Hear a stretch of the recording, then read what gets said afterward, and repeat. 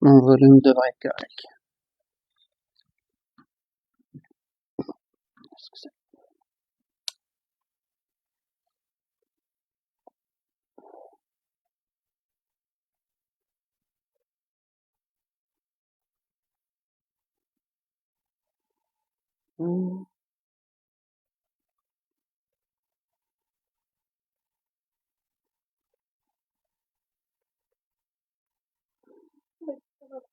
Mhm. Non. Tout.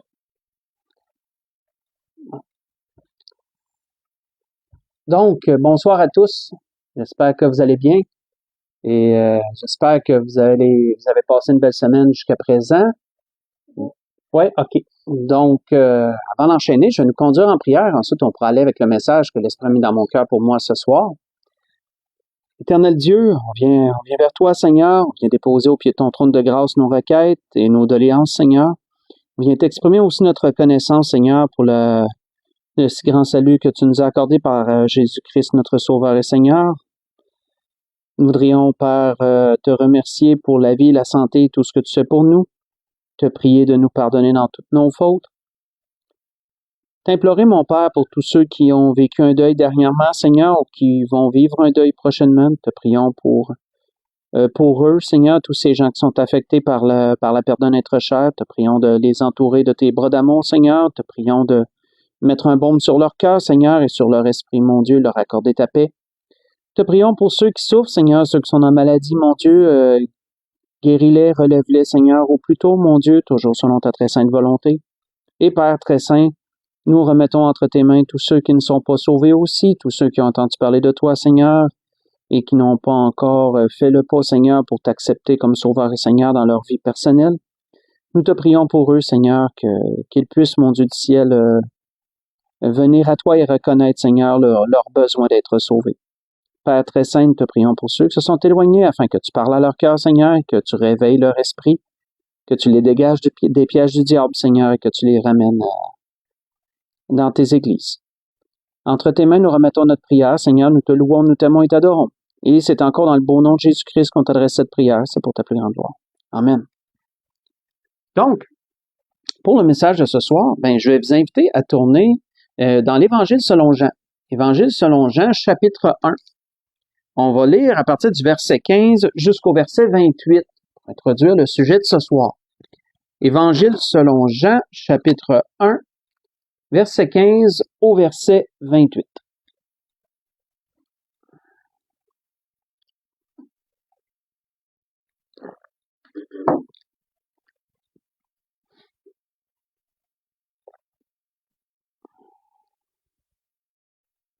Évangile selon Jean, chapitre 1, verset 15 au verset 28. Il est dit, Jean lui a rendu témoignage et s'est écrié. C'est celui dont j'ai dit, celui qui vient après moi m'a précédé, car il était avant moi. Et nous avons tous reçu de sa plénitude et grâce sur grâce. Car la loi a été donnée par Moïse, mais la grâce et la vérité sont venues par Jésus-Christ.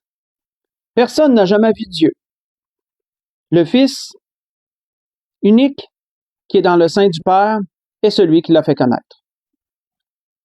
Voici le témoignage de Jean lorsque les Juifs envoyèrent de Jérusalem des sacrificateurs et des Lévites pour lui demander « Toi, qui es-tu » Il déclara, et sans restriction, il affirma qu'il n'était pas le Christ. Ils lui demandèrent « Quoi donc? Es-tu Élie? » Et il dit « Je ne suis point. Je ne le suis point. Es-tu le prophète? » Et il répondit « Non. » Ils lui dirent alors « Qui es-tu? » Afin que nous donnions une réponse à ceux qui nous ont envoyés.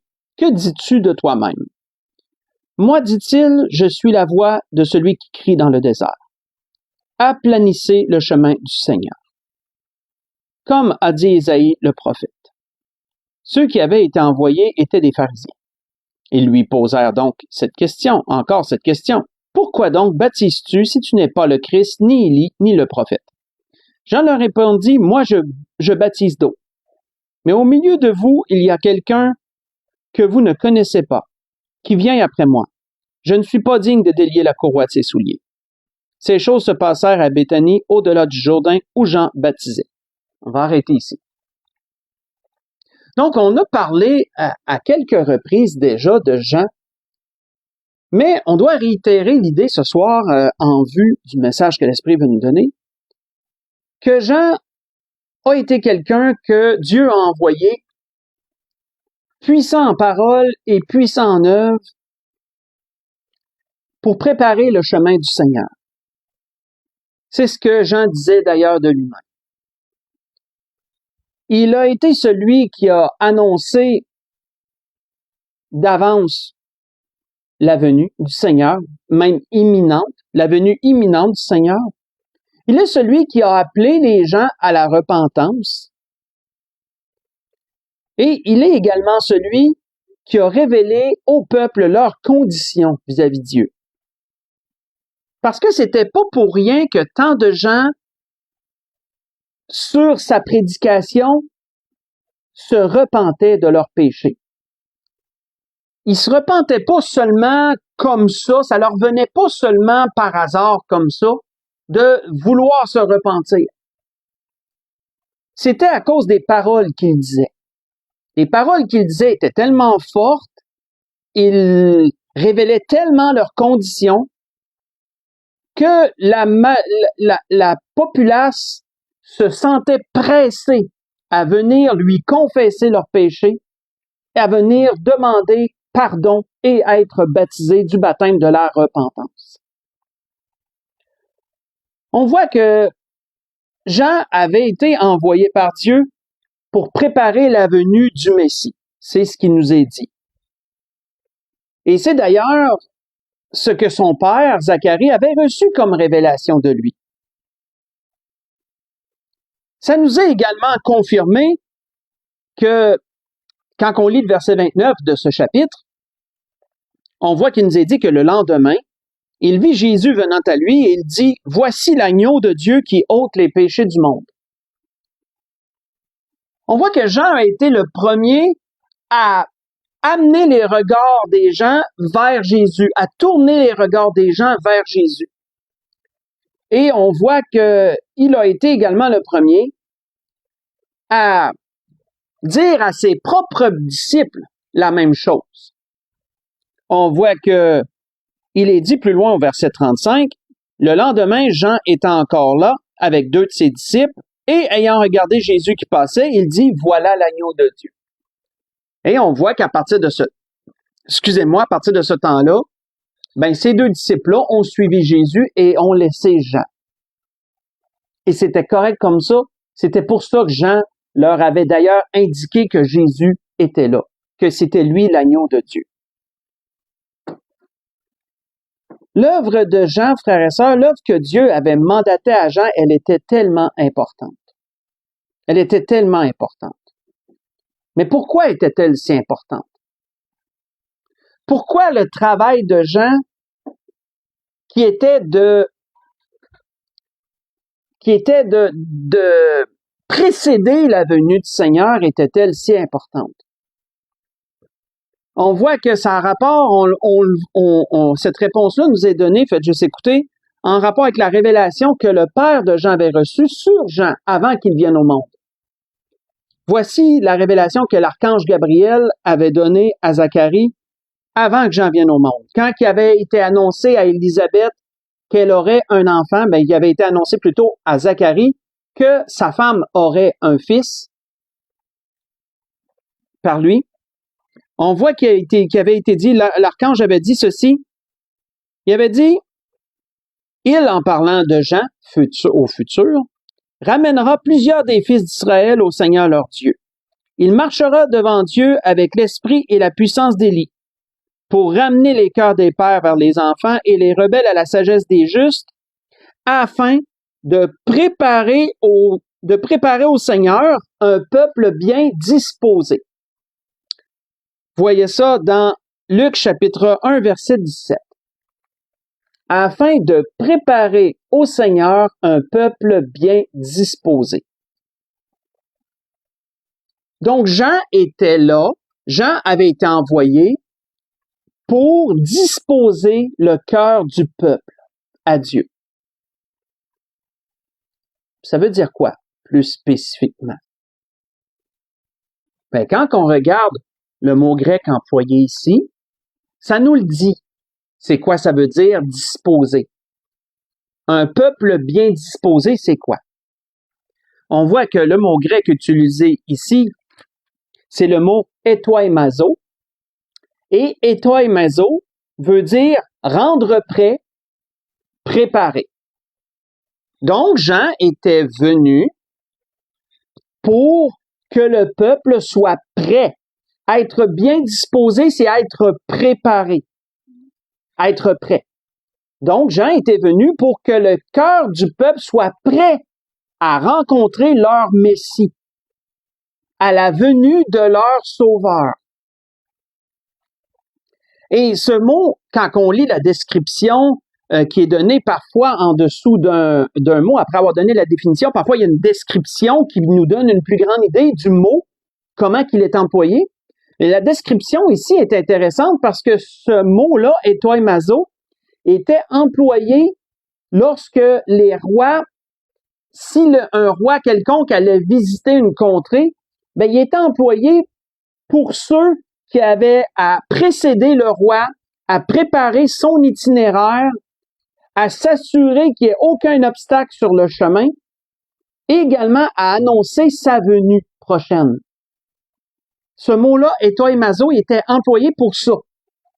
Et donc, la description du mot est d'autant plus forte concernant l'œuvre que Jean avait à faire en rapport avec Jésus, parce qu'autrement dit, Jean préparait le chemin du roi des rois, Jésus étant le roi des rois et le Seigneur des seigneurs. Jean préparait son chemin, il était envoyé devant lui pour préparer les cœurs des gens, son chemin, entre guillemets, pour préparer les cœurs des gens, pour que lorsque le Seigneur viendrait, les gens seraient déjà disposés, les gens seraient déjà préparés à sa venue.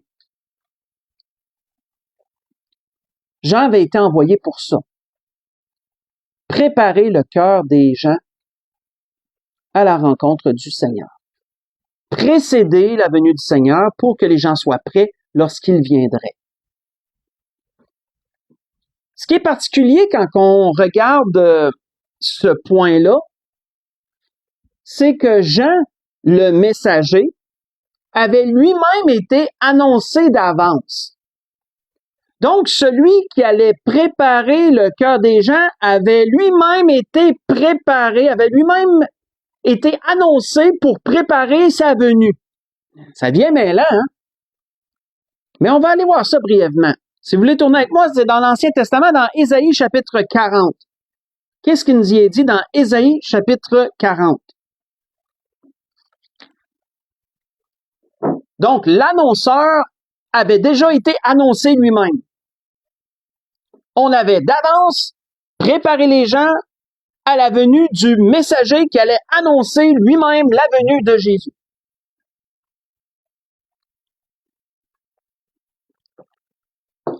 Et dans Ésaïe chapitre 40, on voit cette prophétie-là du prophète Ésaïe. Si on lit du verset 3 au verset 8, on voit que par le Saint-Esprit, le prophète dit, « Une voix crie, préparez au désert le chemin de l'Éternel, aplanissez dans les lieux arides une route pour notre Dieu. Que toute vallée soit exaucée, que toute montagne et toute colline soient abaissées, que les coteaux se changent en plaine et les défilés en étroits en vallons. Alors la gloire de l'Éternel sera révélée. Et au même instant, toute chair la verra, car la bouche de l'Éternel a parlé. Une voix dit, crie. Et il répondit, que crierai-je? Toute chair est comme l'herbe, tout son éclat comme la fleur des champs. L'herbe sèche, la fleur tombe, quand le vent de l'Éternel souffle dessus. Certainement le peuple est comme l'herbe. L'herbe sèche, la fleur tombe, mais la parole de notre Dieu subsiste éternellement. On va arrêter ici. On voit que le prophète Ésaïe ici annonçait la venue du Messie et la future venue de Jésus.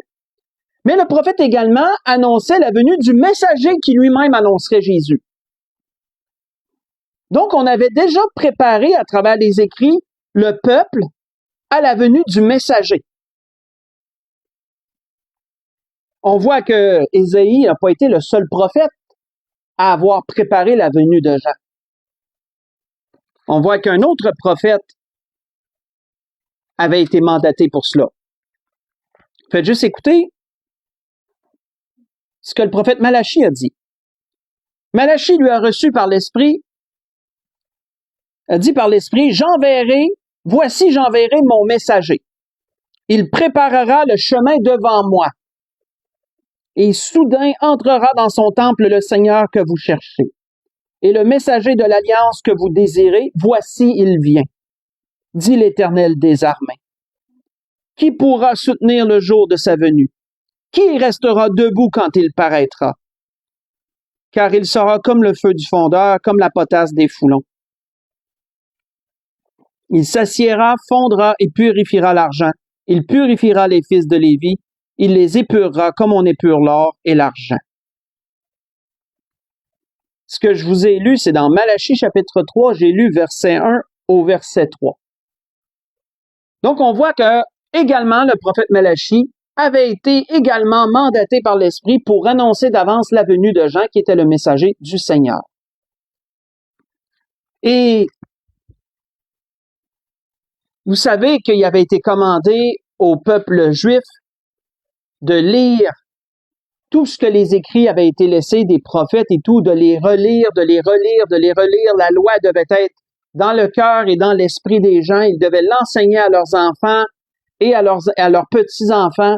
Tout était constamment remémoré, de telle sorte que ces prophéties-là de la venue d'un futur messager avaient été implantées dans l'esprit collectif du peuple.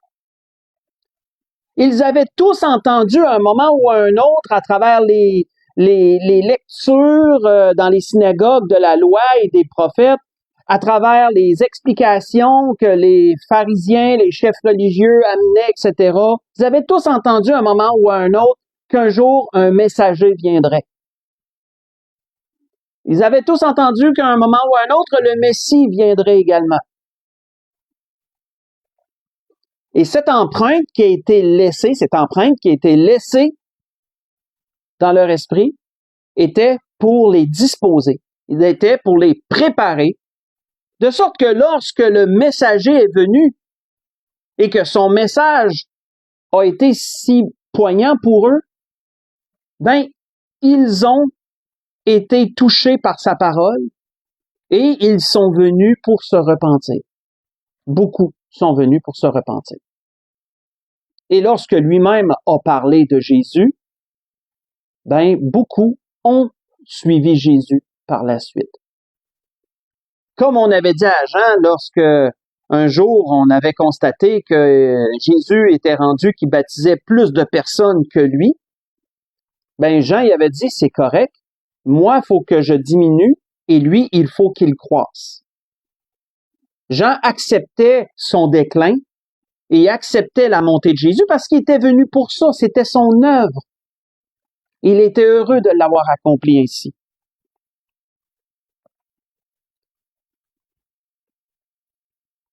Ce travail, frères et sœurs, que Dieu fait de préparer à l'avance l'esprit et le cœur des gens est tellement important. C'est une façon que Dieu a d'agir. Et une image qui pourrait bien nous aider à comprendre pourquoi Dieu agit comme ça, mais on voit qu'un jour, un prophète a dit quelque chose, puis ça dépeint bien l'image qui décrit cette façon d'agir de Dieu.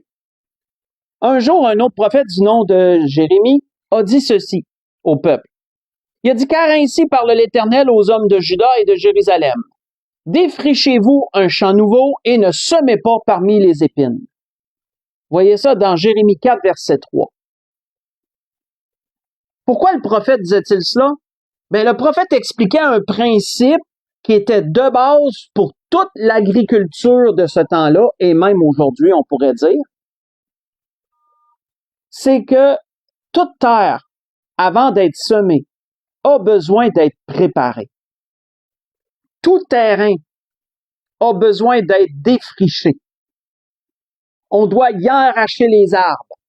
On doit y enlever les mauvaises herbes. On doit fendre la terre.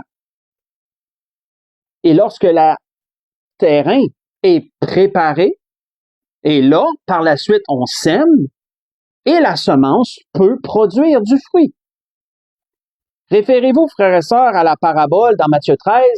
J'irai pas, mais dans les premiers versets, référez-vous à la parabole des semences, la parabole des 4 terres. Et vous allez voir que c'est seulement dans la terre qui a été préparée que la semence porte du fruit. Ce principe, Dieu l'a mis en place.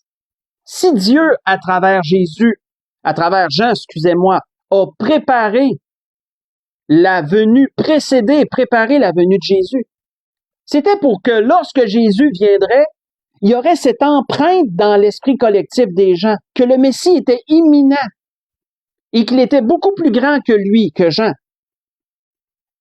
Et lorsque Jésus est venu, ben, le peuple ont naturellement été vers Jésus.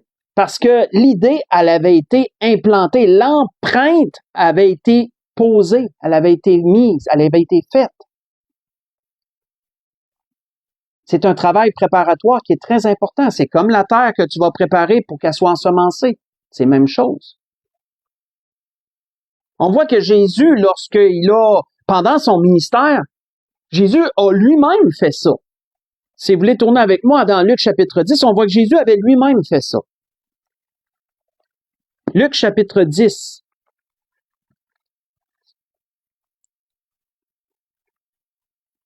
Si on lit versets 1 à 9.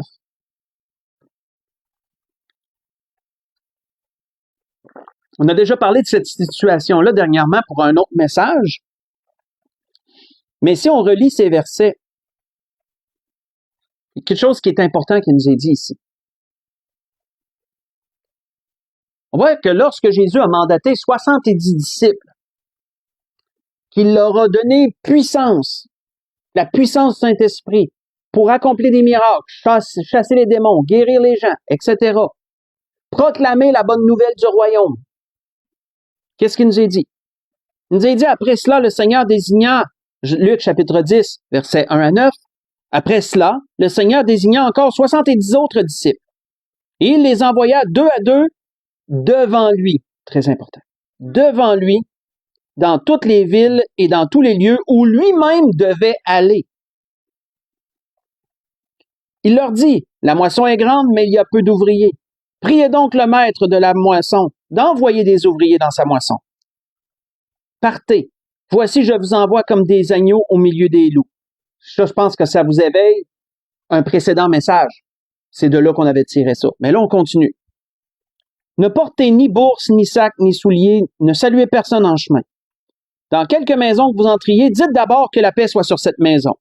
Et s'il se trouve là un enfant de paix, votre paix reposera sur lui. Sinon, elle reviendra à vous. Demeurez dans cette maison-là, mangeant et buvant ce qu'on vous donnera, car l'ouvrier mérite son salaire. N'allez pas de maison en maison. Dans quelque ville que vous entriez, ou que l'on vous recevra, mangez de ce qui vous sera présenté. Guérissez les malades qui s'y trouveront, et dites-leur, le royaume de Dieu s'est approché de vous. On va arrêter ici.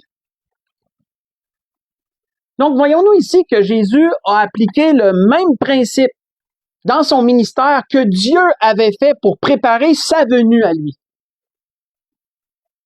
Jésus a mandaté ses disciples, 2 par 2, de le précéder dans les villes et d'y prêcher la bonne nouvelle, de guérir des gens, de chasser les démons, etc., etc. De sorte que quand Jésus irait dans ces villes-là où ses disciples ont passé avant lui, ben, il serait déjà favorablement reçu. Le peuple aurait été déjà préparé pour que lorsque lui arrive, il serait plus disposé à l'écouter. L'empreinte aurait été laissée. Il serait dans l'attente de sa venue. Ça, frères et sœurs, c'est un travail de préparation. On voit que les disciples ont agi comme des ouvriers qui préparent le terrain en vue qu'il soit semé. Ils ont agi de la même façon. Ils ont fait le même principe. Sauf que là, le terrain, c'est le cœur et l'esprit des gens. On voit que un autre exemple que pourrait lire durant la semaine, mais c'est dans Jean 4, c'est lorsque Jésus a eu cette rencontre avec la Samaritaine au puits. Encore là, la même œuvre s'est faite. Après avoir parlé avec la Samaritaine, après lui avoir dit tout ce qu'elle a fait, il l'a envoyé chercher son mari. Mais là, il a révélé, j'ai pas de mari, puis c'est vrai, t'as raison, t'as eu 5 maris, celui que t'as là est pas ton mari, etc. Qu'est-ce qu'elle a fait? Elle est allée à la ville, elle a annoncé à tout le monde. Hey, il y a quelqu'un qui m'a dit tout ce que j'ai fait. Est-ce que ça serait pas lui le Christ? Et après, qu'est-ce qui est arrivé? Tous les gens sont venus à Jésus. Et lorsque les disciples ont vu tous ces Samaritains-là venir à Jésus, mais là, les disciples étaient nerveux, puis ils disaient à Jésus, mange, faut s'en aller. Mais qu'est-ce que Jésus leur a dit? Jésus leur a dit, regardez, voici, je vous dis, levez les yeux et regardez les champs qui déjà blanchissent pour la moisson. C'était quoi les champs? Les champs, c'était les gens. La moisson, c'était les gens, c'était les âmes. Qu'est-ce que Jésus disait? Regardez toutes ces âmes qui sont prêtes pour la moisson, qui sont prêtes à être recueillies. Pourquoi? Parce qu'il avait été préparé. Comment qu'il avait été préparé? Mais la femme qui avait été témoignée, la femme qui avait été annoncée, que Jésus lui avait dit tout ce qu'elle avait fait. Ne serait-ce pas lui le Christ? Sans préparation, frères et sœurs, qu'est-ce qui arrive? La parole pénètre durement. Référez-vous encore à la parabole des 4 semences. Sans préparation, c'est comme le long du chemin. C'est comme le long du chemin. C'est battu par le sol, c'est battu par tous ceux qui marchent dessus, etc. Puis qu'est-ce que la Bible nous dit? L'oiseau vient, prend la semence, puis il l'enlève. C'est qui l'oiseau? C'est le diable. Il prend la semence, puis il l'enlève. Sans préparation, la parole pénètre difficilement. Et le Seigneur risque de passer inaperçu si ça n'a pas été préparé. Ce principe-là, frères et sœurs, si on veut le vulgariser puis le simplifier et même l'adapter un peu à notre époque, on voit que beaucoup l'utilisent de nos jours, beaucoup plus qu'on pense. Faites juste penser à la publicité. Moi, quand je méditais là-dessus, j'ai fait un lien avec la publicité. Pourquoi qu'on est tellement, frères et sœurs, bombardés de publicité en tout genre? Pour acheter ci, pour aller à tel endroit, etc., etc. Qu'est-ce que la publicité, elle fait? La publicité implante dans notre esprit une empreinte, une idée, qui est laissée là comme une semence. De sorte que quand vous allez au magasin, que vous croisez l'article en question que vous avez vu dans une publicité, ben là, votre cerveau va faire un lien de suite. Vous allez dire, ah, oui, j'ai vu ça dans une publicité. Hey, ça a l'air intéressant, ça. Peut-être que je n'aurais besoin moi aussi. Et ça peut arriver assez souvent que si vous l'avez vu dans une publicité, ben vous allez l'acheter. Pourquoi? Parce qu'il y a eu une préparation à l'avance qui a été faite dans votre esprit. C'est quelque chose quand même. C'est le principe que Dieu a mis en place pour son œuvre. Les hommes l'utilisent à leur avantage. Il y a ce que aussi les psychologues appellent la programmation prédictive. Pourquoi est-ce qu'on nous programme? Et frères et sœurs, vous ne pouvez pas vous imaginer comment on est programmé à l'avance pour accepter les choses qui sont et les choses qui s'en viennent. Pourquoi on est tellement programmé comme ça à l'avance? Pourquoi qu'à travers les films, à travers les séries télévisées, à travers les médias, à travers toutes sortes d'organes, pourquoi qu'on est tellement programmé et préparé à l'avance? Ben, c'est toujours sur ce même principe-là. Quand qu'une semence est semée, quand que l'idée, elle est semée, que l'empreinte, elle est mise, ben, ça reste là, ça reste dans l'inconscient. Et lorsque les choses arrivent, on a moins de misère à le rejeter. On l'accepte plus facilement. C'est le même principe, c'est de cette façon-là qu'on déplace la fenêtre d'Overton, pour ceux qui ont entendu parler déjà de cela.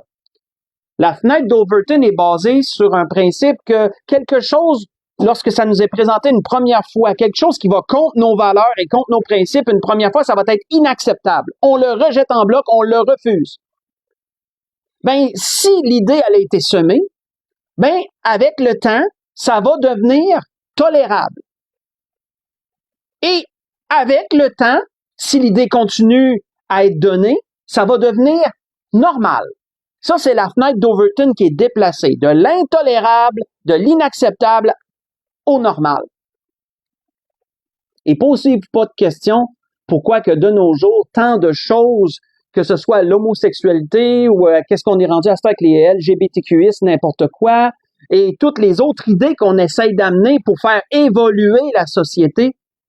Posez-vous pas de questions pourquoi que les gens, dans le temps, c'était inacceptable puis que maintenant c'est rendu normal.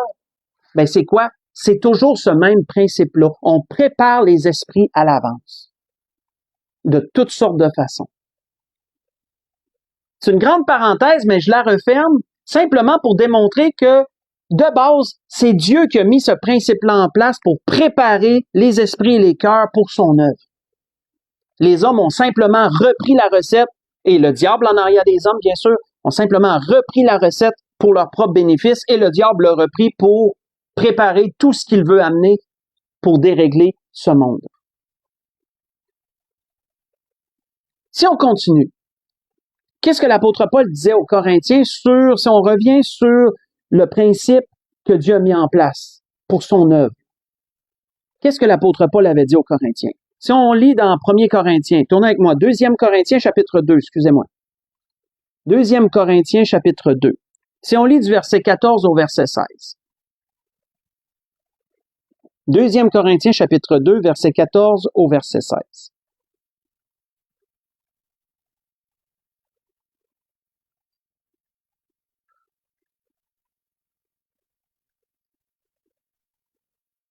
On voit que l'apôtre Paul disait aux Corinthiens, « Grâce soit rendue à Dieu, qui nous a fait toujours triompher en Jésus, en Christ, et qui répand par nous, en tout lieu, l'odeur de sa connaissance.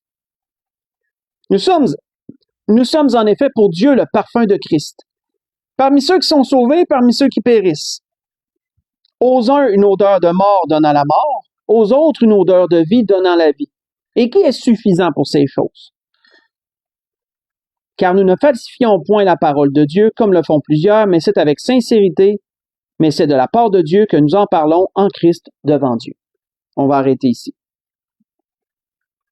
Paul sensibilisait, frères et sœurs, les Corinthiens sur un principe toujours le même, très important, que nous, tous ceux qui ont donné leur vie au Seigneur Jésus, tous ceux qui ont fait le choix de le suivre, nous sommes mandatés à préparer la venue du Seigneur, à préparer les gens à être visités par le Seigneur, à être la bonne odeur de Christ.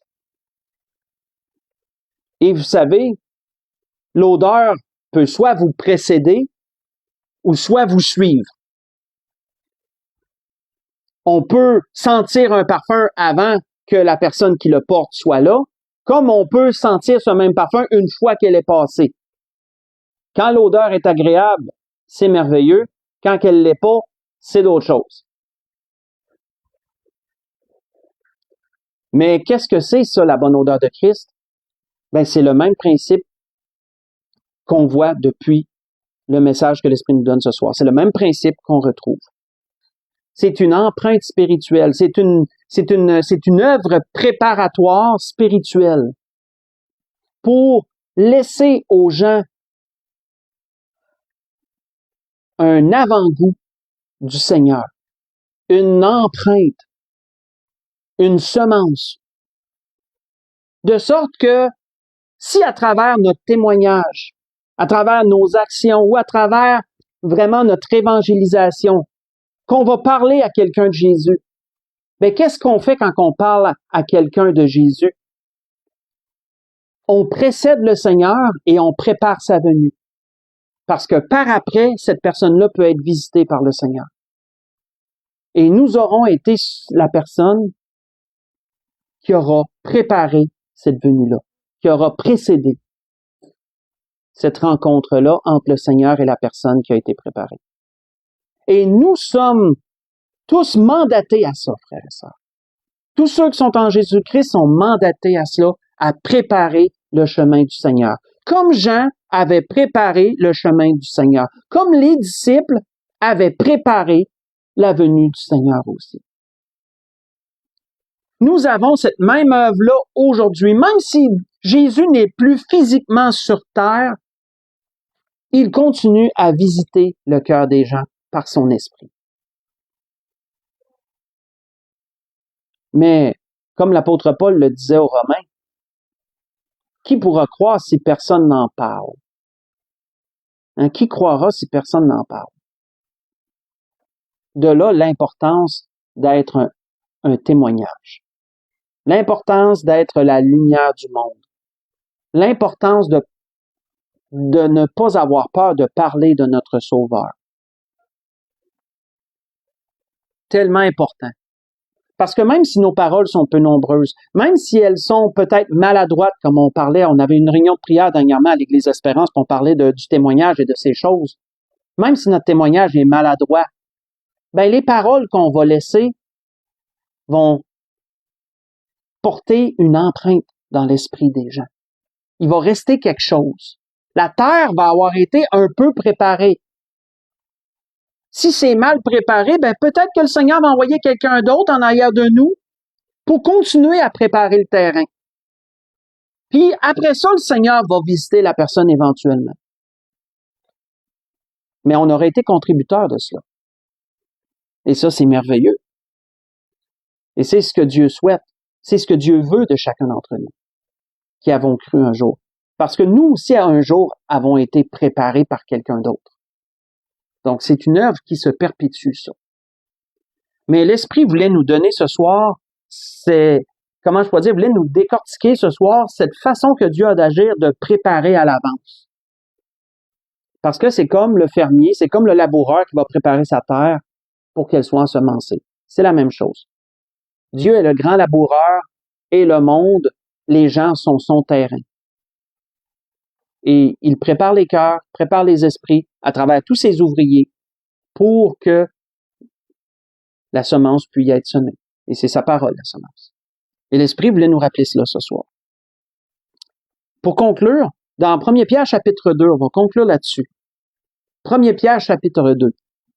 Et comme vous avez vu, on a fait beaucoup de chemin parce qu'on a vu que les prophètes, à travers leurs prophéties, ont préparé collectivement le peuple à la venue du messager et à la venue du Messie. Le messager a préparé collectivement le peuple à la venue imminente du Messie. Les disciples, envoyés par Jésus, ont préparé collectivement le peuple à la venue très prochaine de Jésus puisqu'ils avaient été envoyés devant lui. C'est toujours ce même principe-là. Nous, encore là, participons à cette œuvre-là. Nous sommes envoyés devant le Seigneur pour témoigner sa parole aux gens, de sorte qu'après nous, Jésus, par son esprit, vient visiter les cœurs. Et si les cœurs ont été préparés, ben la semence peut prendre et porter son fruit. Et ça fait un nouvel ouvrier, ça fait une nouvelle personne qui va elle-même en préparer d'autres. Et l'œuvre du Seigneur se perpétue comme ça jusqu'à ce qu'il revienne chercher son Église. Pour conclure, dans 1 Pierre, chapitre 2, si on lit 2 versets 11 et 12, Pierre affirme ce principe. On va conclure là. 1 Pierre, chapitre 2, versets 11 et 12. Pierre dit, « Bien-aimés, je vous exhorte, comme étrangers et voyageurs sur la terre, à vous abstenir des convoitises charnelles qui font la guerre à l'âme. Ayez au milieu des païens une bonne conduite, afin que là même où ils vous calomnient, comme si vous étiez des malfaiteurs, ils remarquent vos bonnes œuvres. » C'est quoi ça? Ils remarquent vos bonnes œuvres. Ben, référez-vous à ce que l'apôtre Paul a dit. Nous sommes, pour ceux qui périssent, la bonne odeur de Christ. Qu'ils remarquent vos bonnes œuvres, ça veut dire qu'il y a une bonne odeur qui est laissée, là. C'est ça que ça veut dire. Et glorifie Dieu, quand? le jour où il les visitera. Parce que Dieu va visiter ces cœurs-là qui ont été ensemencés. Dieu va les visiter un jour ou l'autre. Et si nous avons été pour eux la bonne odeur de Christ, nous aurons contribué à leur salut. N'est-ce pas merveilleux? Gloire à Dieu. Et c'était ce que l'Esprit voulait nous dire ce soir dans tout cela. La grâce que je nous souhaite, frères et sœurs, à travers toutes ces choses, considérons comme tellement important le témoignage qu'on va rendre du Seigneur. Considérons comme tellement important notre façon de nous conduire devant les païens.